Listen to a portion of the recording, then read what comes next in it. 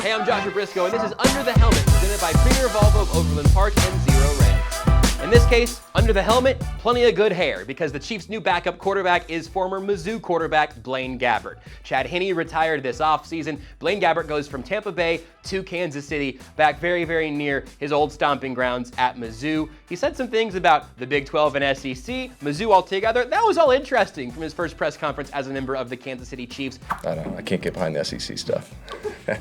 The most interesting thing he said was when he was asked to compare the similarities between Patrick Mahomes and Tom Brady, the last greatest of all-time quarterback he backed up. They're maniacal perfectionists. And I mean that in the most endearing way possible.